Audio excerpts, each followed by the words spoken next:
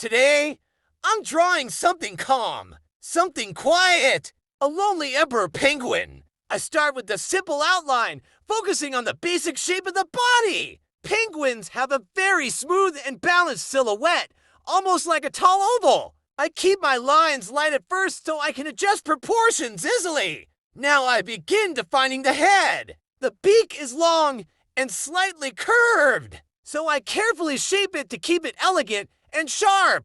The eye is small but very expressive. Even a tiny highlight can make it look alive. Moving down to the neck, this is where the magic starts. Emperor. Penguins have that beautiful yellow and orange gradient near the ears and throat. Instead of coloring it flat, I build it slowly in layers. I blend from deep orange near the black feathers into a soft, golden yellow fading into the white chest. Smooth transitions are the key to realism here. Now I start shading the black areas. Black is never just black. I add subtle gray highlights to show where light hits the feathers. This gives the body dimension and prevents it from looking flat. I follow the natural direction of the feathers with my strokes to make it look more realistic. Next comes the white belly. Even though it looks simple, this part takes patience. I lightly shade around the edges to create roundness.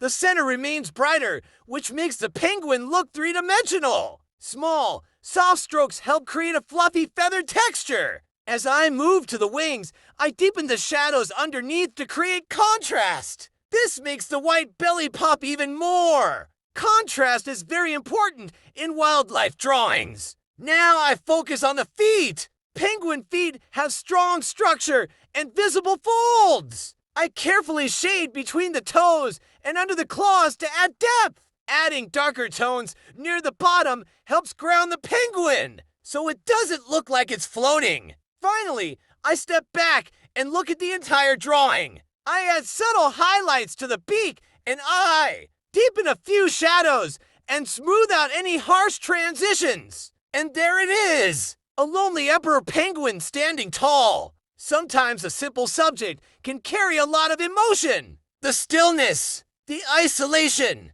the strength. If you enjoyed watching this drawing come to life, let me know in the comments what animal I should draw next. And don't forget to subscribe for more realistic wildlife art. See you in the next drawing.